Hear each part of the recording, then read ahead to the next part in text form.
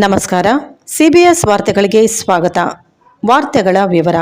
PDO ಅಧಿಕಾರಿಗಳನ್ನು ವರ್ಗಾವಣೆಗೊಳಿಸಬೇಕು. ಗ್ರಾಮ ಪಂಚಾಯತಿ ಸದಸ್ಯರ ಒತ್ತಾಯ. ಗಂಗಾವತಿ ತಾಲೂಕಿನ ಸಾಣಾಪುರ ಗ್ರಾಮ ಪಂಚಾಯತಿಯ ಅಧ್ಯಕ್ಷರು, ಉಪಾಧ್ಯಕ್ಷರು, ಸದಸ್ಯರು ಸೇರಿದಂತೆ ಪಂಚಾಯತ್ ಅಭಿವೃದ್ಧಿ ಅಧಿಕಾರಿ ವಿರುದ್ಧ ಕಿಡಿಕಾರಿದರು. ಪಿಡಿಒ ಅಧಿಕಾರಿಗಳು ಗ್ರಾಮ ಪಂಚಾಯಿತಿಗೆ ಸರಿಯಾಗಿ ಬರುವುದಿಲ್ಲ. ಅವರು ಗ್ರಾಮ ಪಂಚಾಯತಿ ಸದಸ್ಯರಿಗೆ ಸರಿಯಾಗಿ ಸ್ಪಂದಿಸುವುದಿಲ್ಲ. ಇದುವರೆಗೂ ಸಾಣಾಪುರ ಗ್ರಾಮ ಪಂಚಾಯಿತಿಗೆ ಯಾವುದೇ ಸಭೆಗೆ ನಮ್ಮನ್ನು ಕರೆಯುವುದಿಲ್ಲ.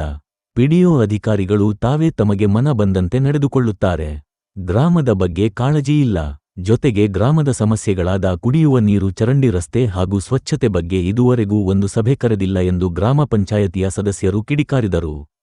ಈ ಸಂದರ್ಭದಲ್ಲಿ ಮಾತನಾಡಿದ ಅಧ್ಯಕ್ಷ ಅಶೋಕ, ನಮ್ಮ ಪಂಚಾಯಿತಿಗೆ ಯಾವುದೇ ರೀತಿಯಿಂದ ಅನುದಾನ ಇಲ್ಲ.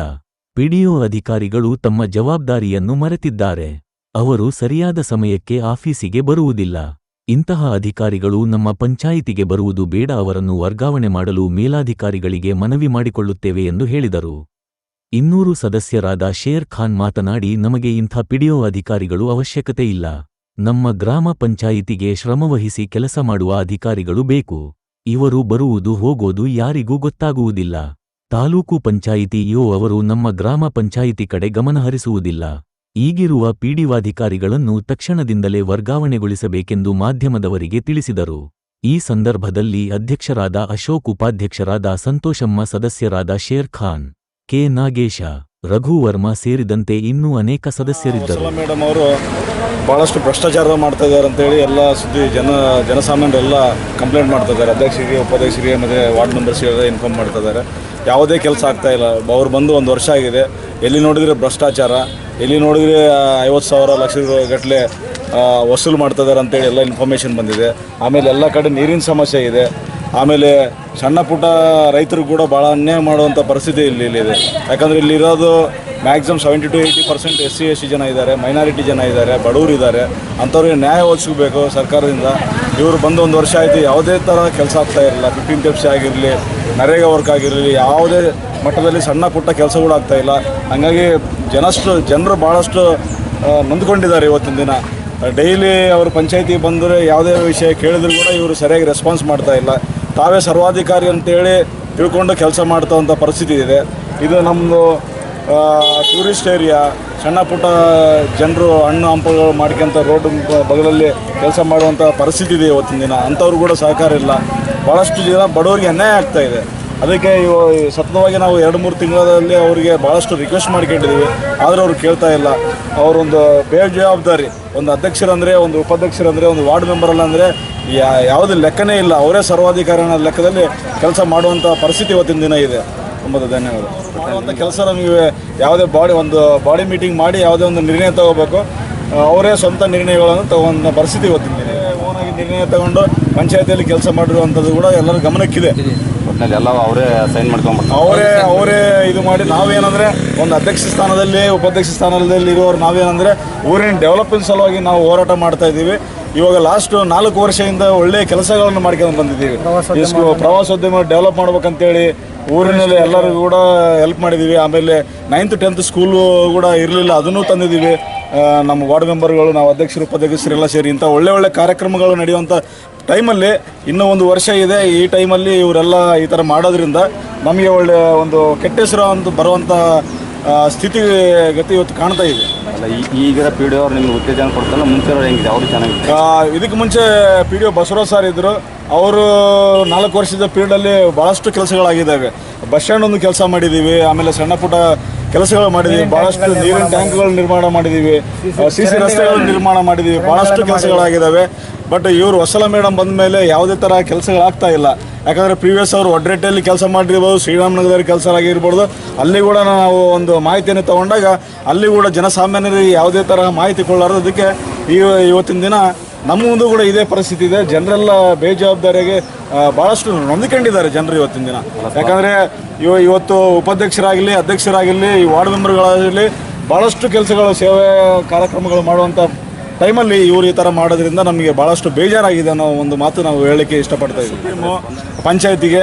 ಬಟ್ ಅವ್ರನ್ನೂ ಕೂಡ ಕಡೆಗಾಣಿಸಿ ಅವರೇ ಒಂದು ನಿರ್ಣಯ ತಗೊಳ್ಳುವಂಥ ಪರಿಸ್ಥಿತಿ ಇವತ್ತಿನ ದಿನ ಇದೆ. ಸ್ಪಂದನೆ ಕೊಟ್ಟಿಲ್ಲ ಅಂದರೆ ಮೆಂಬರ್ಗಳಿದ್ದೀವಿ ನಾವೆಲ್ಲರೂ ಕೂಡ ಇವತ್ತಿನ ದಿನ ಕೆಲಸ ಆಗಿಲ್ಲ ಅಂದರೆ ನಾವು ಆ ಹೆಣ್ಮಗಳಾಗ್ತಾಳೆ, ಒಂದು ಗಟ್ಟಿಯಾಗಿ ಮಾತಾಡೋಕ್ಕೆ ಬರಲ್ಲ. ಯಾಕಂದರೆ ಒಂದು ಹೆಣ್ಣಿಗೆ ನಾವು ಭಾರತೀಯರ ಅಂದಮೇಲೆ ಒಂದು ಹೆಣ್ಣಿಗೆ ಒಂದು ಗೌರವ ಕೊಡುವಂಥದ್ದು ಒಂದು ನಮ್ಮದೊಂದು ಧರ್ಮ, ನಮ್ಮದೊಂದು ಇದು ಇದೆ. ಕಾರಣ ಅವರಿಗೆ ನಾವೆಲ್ಲರೂ ರಾಜೀನಾಮೆ ಮಾಡಲಿಕ್ಕೆ ಇವತ್ತಿನ ದಿನ ನಾವು ಎಲ್ಲ ನಿರ್ಧಾರ ಮಾಡಿದ್ದೀವಿ 8 ಜನ ಕೂಡ. ಇಲ್ಲಾಂದ್ರೆ ಪಕ್ಷದಲ್ಲಿ ಮೇಲಾಧಿಕಾರಿ ಕೆಲಸ ಮಾಡೋ ಪಕ್ಷದಲ್ಲಿ ನಾವು ಈಗ ಡೆವಲಪ್ಮೆಂಟ್ ಮಾಡೋದ ಪಕ್ಷದಲ್ಲಿ ನಾವು ಎಲ್ಲ ಸದಸ್ಯರು, ಅಧ್ಯಕ್ಷರು, ಉಪಾಧ್ಯಕ್ಷ ಎಲ್ಲ ಕೇಳಿ ರಾಜೀನಾಮೆ ಮಾಡಬೇಕಂತ ನಿರ್ಣಯಕ್ಕೆ ಬಂದಿದ್ದೀವಿ. ಯಾಕೆ ಸಾರ್ವಜನಿಕರೇ ನಮ್ಗೆ ಉತ್ತರ ಕೇಳ್ತಿದ್ರು, ಅದಕ್ಕೆ ಉತ್ತರ ಕೊಡೋಕ್ಕೆ ನಮ್ಮಿಂದ ಆಗ್ತಿಲ್ಲ. ಯಾಕೆ ಡೆವಲಪ್ಮೆಂಟ್ ಮಾಡಿಲ್ಲ ಅಂದರೆ ಜನಗಳು ಬಂದು ನಮ್ಮನ್ನ ಕೇಳ್ತಿದ್ರು ಉತ್ತರ ಏನು ನೀವು ಈ 1 ವರ್ಷದಲ್ಲಿ ಏನು ಕಾರ್ಯಕ್ರಮ ಮಾಡಿದಾಗ ನಮ್ಗೆ ಅವ್ರು ಉತ್ತರನೇ ಹೇಳೋಕ್ಕೆ ನಮಗೆ. ಯಾಕಂದರೆ ಪಿ ಡಿ ಒದವರು ನಾವು ಏನು ಬಾಡಿ ಮೀಟಿಂಗಲ್ಲಿ ಇಟ್ಟಾಗ ಅದು ಜಾರಿಗೆ ತರ್ತಿಲ್ಲ ಅವರು.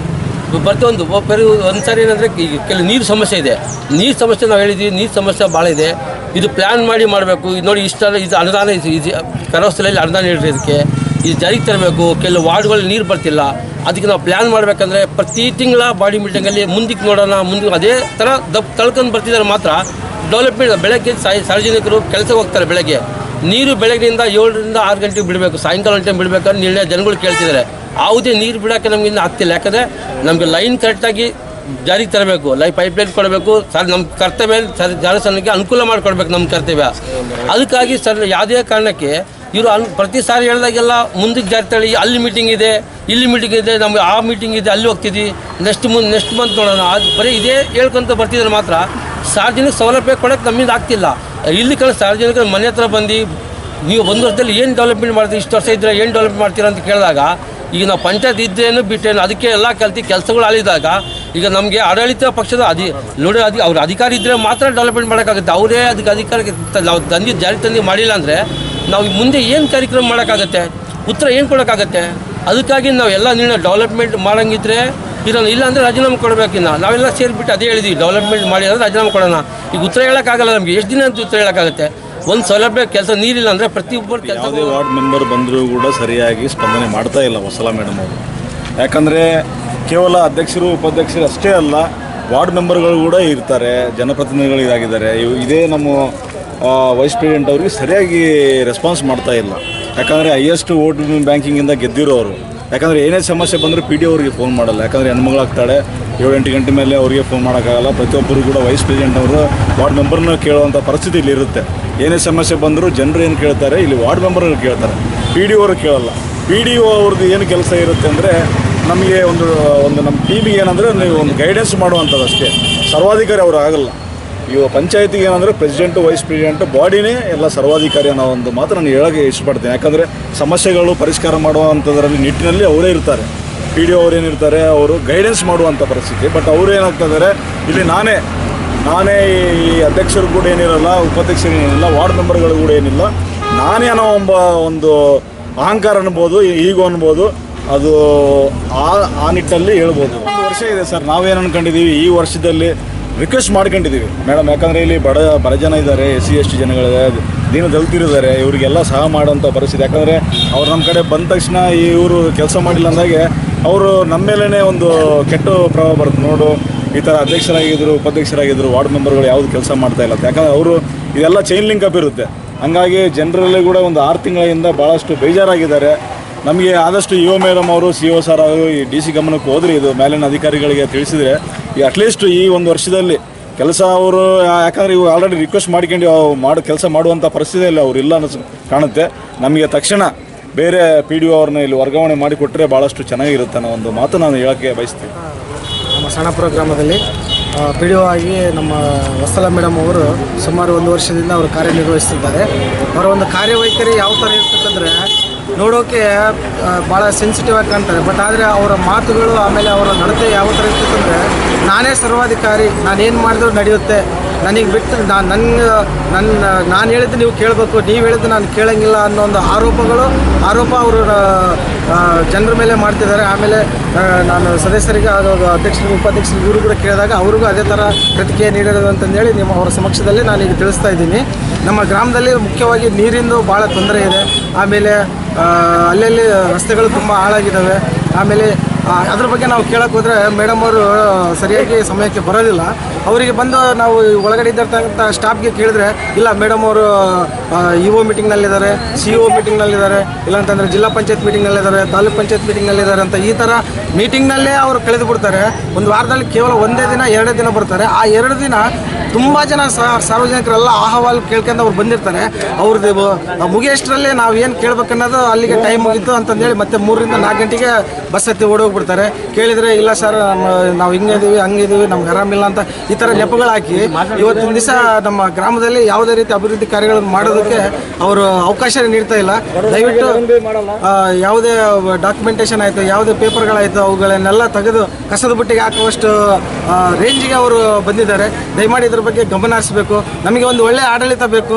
ನಮ್ಮ ಸದಸ್ಯರು, ಅಧ್ಯಕ್ಷರು, ಉಪಾಧ್ಯಕ್ಷರೆಲ್ಲ ಕೊಡ್ತಿದ್ದಾರೆ. ಆದರೆ ನಮಗೆ ಮೇಡಮ್ ಅವರು ನಮಗೆ ಸ್ಪಂದಿಸ್ತಿಲ್ಲ ಅಂತಂದೇಳಿ ಅವರು ಕೂಡ ನಮಗೆ ಸಾರ್ವಜನಿಕರು ಎಲ್ಲರಿಗೆ ನಾವು ಹೋಗಿ ಕೇಳಿದಾಗ ಯಾವುದೇ ಸಮಸ್ಯೆ ಬಂದರೂ ನಮಗೆ ಅವರು ಇಂಟಿಮೇಷನ್ ಕೊಡೋಂಗಿಲ್ಲ, ಅವರಿಗೆ ನಮ್ಗೆ ನೋಟಿಸ್ ಮಾಡೋಂಗಿಲ್ಲ.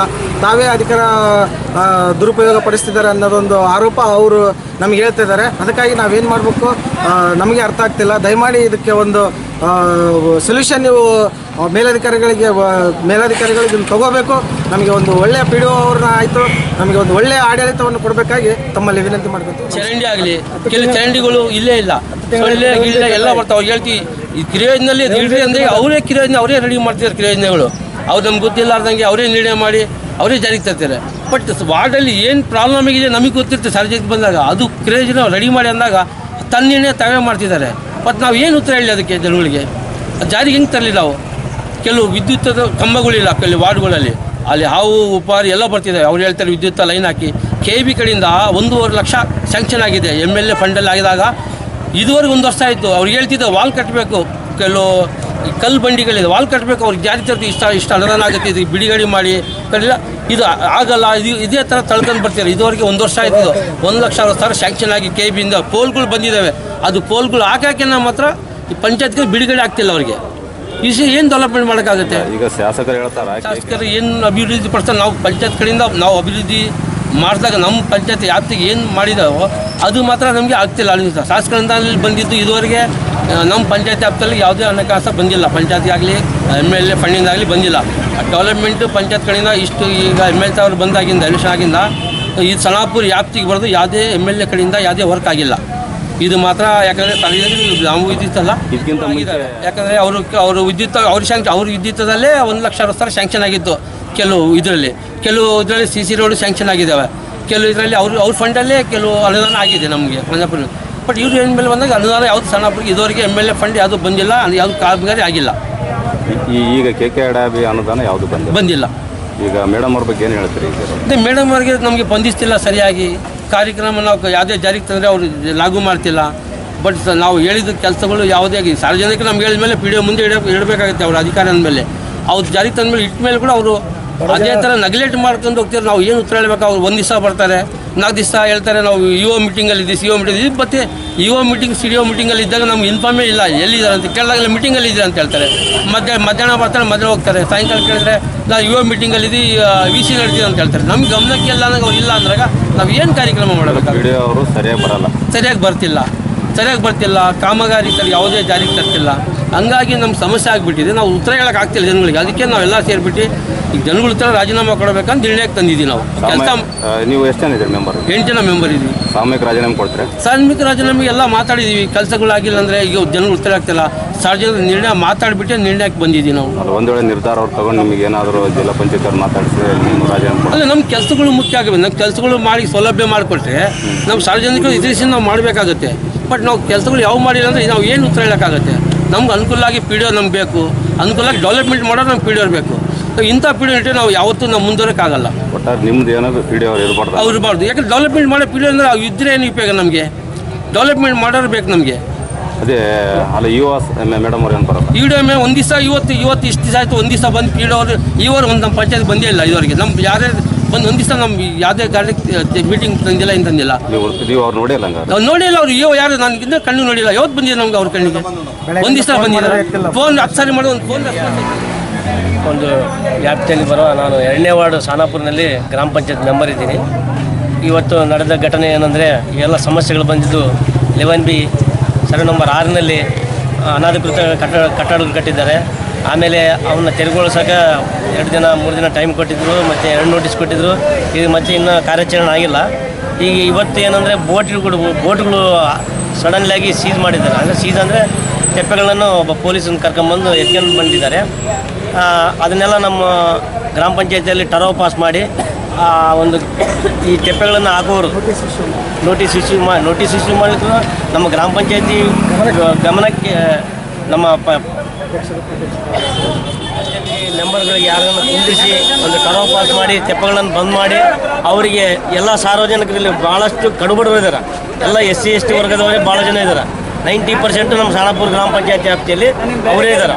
ಯಾಕಂದರೆ ಪ್ರತಿಯೊಬ್ಬ ಬಡವ 200 ರೂಪಾಯಿ ದುಡಿಬೇಕಂದ್ರೆ ಭಾಳ ಕಷ್ಟ. ಏನೋ ಬೋಟ್ ಹಾಕ್ಯಂದು ಅದಕ್ಕೇನು ಲೈಸೆನ್ಸ್ ಇಲ್ಲ, ಇನ್ನೊಂದಿಲ್ಲ, ಯಾವ ಥರನೂ ಇಲ್ಲ. ಏನೋ ಒಂದು ಹೊಟ್ಟೆ ಜೀವನಗಾಗಿ ಏನೋ ಒಂದು 2-3 ಸಾರ್ವಜನಿಕ ಇವ್ರನ್ನ ಬಂದಂಥ ಭಕ್ತಾದಿಗಳಾಗಲಿ ಟೂರಿಸಮ್ ಇವ್ರನ್ನ ಪ್ರವಾಸೋದ್ಯಮಕ್ಕೆ ಬಂದಿರ್ತಾರಲ್ಲ ಟೂರಿಸ್ಟು, ಅವ್ರನ್ನ ಸ್ವಲ್ಪ ಗೈಡೆನ್ಸ್ ಆಗಿ ತಿರ್ಸ್ತಾರೆ. ಆಮೇಲೆ ಇದನ್ನ ಕೂಡ ಇಂಪಾರ್ಟೆಂಟ್ ಜಲ್ದಿ ಬಂದು ಪೊಲೀಸರು ಕರ್ಕೊಂಬಂದು ಸೀಸ್ ಮಾಡಿದ್ದಾರೆ ಅವರು. ಇದೊಂದು ನಮಗೆ ತಪ್ಪು ಕಲ್ಪನೆ ಕಾಣ್ತಾ ಇದೆ. ಮುಂದೆ ಬೋಟ್ ಯಾವ ಬೋಟ್ ಎಲ್ಲ ಸಾಣಾಪುರ ಹುಡ್ರೆ ಮಾಡೋದು ಸರ್. ಸಾಣಾಪುರ ಪ್ರವಾಸಿ ಮಂದಿರ ಆಗಲಿ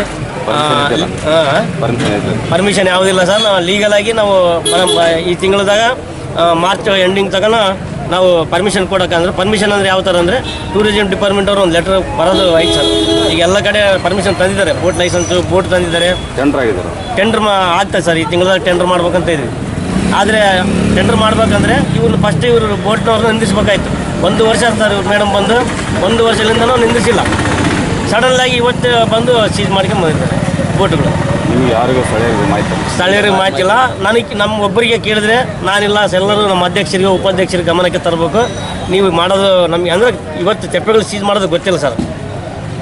ಎಲ್ಲ ಡಿಪಾರ್ಟ್ಮೆಂಟ್ ಲೆಟ್ರ್ ಬರೆದ ಮೇಲೆ ಅವ್ರ ಮುಂದಿನ ಕ್ರಮ ಯಾವ ಡಿಪಾರ್ಟ್ಮೆಂಟ್ ಅವ್ರು ಮಾಡ್ತಾರೋ ಅವ್ರಿಗೆ ಸಾರ್ವಜನಿಕ ಇವರು ತೆಪ್ಪೆ ಹಾಕೋ ಸ್ಥಳೀಯರಿಗೆ ವಾರ್ನಿಂಗ್ ಕೊಟ್ಟು ಬಂದ್ ಮಾಡಿರಿ. ಮುಂದೆ ಏನಂದರೆ ಬರೋ ತಿಂಗಳಾಗಲಿ ನಾವು ಪಂಚಾಯತಿ ಗಮನಕ್ಕೆ ತಂದು ಟರ್ವ್ ಪಾಸ್ ಮಾಡಿ, ಯಾಕಂದರೆ ಪಂಚಾಯತ್ ಆದಾಯ ಬೇಕಲ್ಲ ಸರ್. ಅದಕ್ಕೋಸ್ಕರ ನಮ್ಗೆ ಇಷ್ಟು ಲಕ್ಷ, 3 ಲಕ್ಷನೋ 2 ಲಕ್ಷನೋ 10 ಲಕ್ಷನೋ ಮಾರ್ಚ್ ಎಂಡ್ವರೆಗೆ ಲೀಗಲಾಗಿ ನಾವು ಬೋಟ್ ಟೆಂಡರ್ ಕರೆಯೋಣ ಅಂಥೇಳಿ ಈ ಟೆಂಡರ್ನ ಕರೆಯೋಣ, ಬೋಟ್ ಟೆಂಡರ್ನ ಕರೆಯೋಣ. ಸ್ಥಳೀಯರಿಗೆ ಅಷ್ಟು ನಾವು ಆದ್ಯತೆ ಕೊಡಬೇಕು. ಎಲ್ಲ ಜಾತಿ ಜನಾಂಗದವ್ರು ಇಲ್ಲಿದಾರ, ಎಲ್ಲ ಕಡು ಬಡವ್ರಿಗೆ ಕೊಡೋಣ ಅಂತೇಳಿ ನಾವು ಅನ್ಕೊಂಡ್ವಿ ಸರ್. ತಗೊಂಬಂದು ಇಲ್ಲಿ ಹಾಕಿದ್ದಾರೆ ಸರ್. ಈಗ ನಮ್ಮ ಅಧ್ಯಕ್ಷರು, ಉಪಾಧ್ಯಕ್ಷರು, ಸದಸ್ಯರು ಮತ್ತು ಈ ಜನ ಊರಿನ ಎಲ್ಲರೂ ನಮ್ಮ ಹತ್ರ ಬಂದಿದ್ದಾರೆ ಸರ್. ಈ ಥರ ಅಂತೇಳಿ ನಮ್ಮ ಹೊಟ್ಟೆ ಬಿಡ್ತಿರಲ್ಲಪ್ಪ ಗ್ರಾಮ ಪಂಚಾಯತ್ ಮೆಂಬರ್ಗಳು ನೀವು ಅಂತೇಳಿ ಲೀಗಲಾಗಿ ಪ್ರೊಸೆಸ್ ಮಾಡಿ ನಾವು ಮುಂದೆ ಕೊಡ್ತೀವಿ ಸರ್ ಅವರಿಗೆ. ಪಂಚಾಯತಿ ವ್ಯಾಪ್ತಿಲಿಂದನೇ ನಮ್ಮ ಪಂಚಾಯತ್ಲಿಂದನೇ ಮಾಡ್ತೀವಿ. ಆದರೆ ಸಡನ್ಲಾಗಿ ಮಾಡಿದ್ವಿ ತಪ್ಪು ಅಂತೇಳಿ ನಾವು. ಪಂಚಾಯತಿ ಬಗ್ಗೆ ಏನು ಹೇಳಿ? ಪಂಚಾಯತಿ ಬಗ್ಗೆ ಏನು ಸರ್, ಇಷ್ಟು ವರ್ಷ ಅದು ನಮ್ಮ ಕರೆಮಗಡ್ಡಿ ಸುಮಾರು 1ನೇ ಸರ್ವೆ ನಂಬರ್ನಲ್ಲಿ ಮಾನ್ಯ ಜಿಲ್ಲಾ ಅಧಿಕಾರಿಗಳು ನೀಡಿದ್ರು ಸರ್. ಇದು 2 ಎಕರೆ ಜಮೀನನ್ನು ಅವರಿಗೆ ಇಷ್ಟುವರೆಗೆ ಅದು ಡಿಮ್ಯಾಂಡ್ನಲ್ಲಿ ಯಾವುದೇ ಥರ ಒಂದು ಪಟ್ಟ ಬುಕ್ಗಳಿಲ್ಲ, ಒಂದು ಟ್ಯಾಕ್ಸ್ ಪೇ ಇಲ್ಲ, ಅನಧಿಕೃತ ಸರ್ ಎಲ್ಲ. ಅವರು SC ಜನಾಂಗದವರು. ಅವಾಗ ಪರಣ್ಣ ಮನಾಳಿ ಸಾಬ್ರಿದ್ದಾಗ ಅದನ್ನು ಒಂದು ಕಟ್ಟಡ ಹಂತವಾಗಿ ಬಂದಿತ್ತು. ಆಮೇಲೆ ಯಕ್ಬಲ್ ಸಾಬ್ರ ಇದ್ದಾಗೂ ಅದನ್ನು ನಮ್ಮ ತಾಲೂಕು ಪಂಚಾಯತಿ ಮೇಡಮ್ ಅವರು, ಈ CO ಸಾರು, ಇವರು PDO ಇಷ್ಟು ವರ್ಷ ಸುಮಾರು ಒಂದು 20 ವರ್ಷ ಆಗ್ತಾನೆ ಇದು ಸ್ಯಾಂಕ್ಷನ್ ಆಗಿ ಅವ್ರ ಮನೆಗಳು ವಾಸ ಮಾಡೋಕತ್ತಾರ. ಅವ್ರಿಗೆ ಯಾವುದೇ ಅನುಕೂಲ ಇಲ್ಲ. ಅವರು 1 kg ಮೀನು ಬಂದರೆ ಮೀನು ಹಿಡಿಬೇಕು, ತಿನ್ನಬೇಕು, ಅವ್ರ ಉಪಜೀವನ. ಯಾರು ಕರೆಮಗಡ್ಡೆ ಅವರು. ಅವರಿಗೆ ಏನಂದರೆ ಅವ್ರ ರಿಕ್ವೆಸ್ಟು, ಅವರೆಲ್ಲರೂ 22 ಮಂದಿ, ಯಾವುದು ರೈಟಿಂಗ್ ಬರಲ್ಲ, ಅವ್ರಿಗೆ ಓದೋಕ್ಕೆ ಬರಲ್ಲ, ಅನ್ಎಜುಕೇಟೆಡ್. ಅವ್ರನ್ನ ಕೂಡಲೇ ಶಿಫ್ಟಿಂಗ್ ಮಾಡಿ ವಿಲೇಜ್ ಅದು. ಅವರಿಗೆ ಪಟ್ಟ ಬುಕ್ಗಳು ಕೊಡಬೇಕು, ಡಿಮ್ಯಾಂಡ್ನಲ್ಲಿ ಸೇರಿಸ್ಬೇಕು. ಅವರಿಗೆ ಮಾನ್ಯ ಶಾಸಕರು MLA ಸಾಬ್ರಾಗಲಿ, ರಾಘವೇಂದ್ರ ಇಟ್ನಾಳ ಇವರು ನಮ್ಮ MP ಸಾಬ್ರಾಗಲಿ, ನಮ್ಮ ಇವರು ತಂಗಡಿ ಸಾಬ್ರಾಗಲಿ, ಇವರಿಗೆ ST ಜನಾಂಗದವ್ರು ನ್ಯಾಯ ಒದಗಿಸಬೇಕು. ಇದು ಅಲ್ಲಿ ಗೌರ್ಮೆಂಟ್ ಹೊತ್ತಲ್ಲಿ ಚರ್ಚೆ ಮಾಡಿ ಇದು ಯಾಕೆ ಮಾಡಿಲ್ಲ, ಇಷ್ಟು ವರ್ಷ ಇವರು ST ಜನಾಂಗದವ್ರು ಯಾಕೆ ಮಾಡಿಲ್ಲ, ಇವರೆಲ್ಲ ಯಾರ್ಯಾರು ನಮ್ಮ ಇವರು CO ಮೇಡಮ್ಲಿಂದ ಹಿಡಿದು DC ಸಾಬ್ರಲಿಂದ ಹಿಡಿದು ಇದು ಯಾಕೆ ಮಾಡಿಲ್ಲ ಅಂತೇಳಿ ಇದನ್ನು ತನಿಖೆಗೆ ಮಾಡ್ಬೇಕಂತೇಳಿ ನಾವು ಭಾಳ ಪಂಚಾಯತ್ಲಿಂದನೇ ಹೋರಾಟ ಮಾಡ್ಬೇಕಂತೇಳಿ ಮುಂದೆ ತಿಂಗಳಿಗೆ ನಾವು ಕರೆಮಗಡ್ಡಿಯವ್ರನ್ನೆಲ್ಲ ಕುಂದಿಸಿ ಹೋರಾಟ ಮಾಡ್ಬೇಕಂತ ಇದ್ವಿ. ಈ ಮನೆಗಳು ಸೌಲಭ್ಯ ಇಲ್ಲ, ಎಲ್ಲ ಹೊರಗಡೆ ಹೋಗ್ಬೇಕು. ಶಾಲಾ ಮಕ್ಕಳಿಗೆ ಬಸ್ ಸ್ಟ್ಯಾಂಡ್ ಇಲ್ಲ, ಆಮೇಲೆ CC ರೋಡ್ಗಳು ಸರಿ ಇಲ್ಲ, ಮನೆಗಳೆಲ್ಲ ಸೋರ್ತಾ ಇದ್ದಾವೆ. ಅವರಿಗೆ ಏನನ್ನ ಈಗ ಮೀನುಗಾರ ಇಲಾಖೆಯಿಂದ ಮನೆಗಳು ಬಂದಾವ, ಒಂದು 20 ಮನೆ. ಅಲ್ಲಿ ಏನಾದರೂ ಜಾಗ ಇದೆ, ಖಾಲಿ ಜಾಗ, 2 ಎಕರೆಲ್ಲೇ ಖಾಲಿ ಜಾಗ ಇದೆ. ಅವ್ರಿಗೆ ಮನೆ ಕಟ್ಕೊಂಡ್ಲಿಕ್ಕಿರೆ ಮನೆ ಕಟ್ಕೊಂತೀವಿ ಅಂತ ಹೇಳಿದ್ರೆ ಇವ್ರು ಪರ್ಮಿಷನ್ ಕೊಡ್ತಾ ಇಲ್ಲ PD ಮೇಡಮ್ ಅವರು. ಅವ್ರ ಹೆಸರು ಇದು ಎಲ್ಲ ಡಾಕ್ಯುಮೆಂಟ್ಸ್ ಇಲ್ಲ ಸರ್. ಖಾಲಿ ಮನೆಗಳು ನಿರ್ಮಿತ ಕೇರಳದಿಂದ ಬಂದೈತಿ, ಡಿ ಸಿ ಸಾಬ್ ಶಿಫ್ಟಿಂಗ್ ಮಾಡ್ರಿ ಅಷ್ಟೇ. ಅವ್ರ ಹೆಸರುಗಳು ಏನಿಲ್ಲ. ಅದಕ್ಕೆಲ್ಲ ನೀವು ನಲ್ಲಿ ಸೇರಿಸಿ ಮ್ಯಾನುವಲ್ನಾಗ ಮಾಡಿ ಅವ್ರಿಗೆ 11B ಇಶ್ಯೂ ಮಾಡಿ ಕೊಟ್ಟು ಅವರಿಗೆ MLA ಸಾಬ್ರು ಕೂಡಲೇ ಅವರಿಗೆ ಪಟ್ಟ ಕೊಡ್ಬೇಕಂತೇಳಿ ನಾನು ಅವರ ಸಮುದಾಯಕ್ಕೆ ಇದಕ್ಕೋಸ್ಕರ ನಾವೆಲ್ಲ ಹೋರಾಟ ಮಾಡ್ತೀವಿ.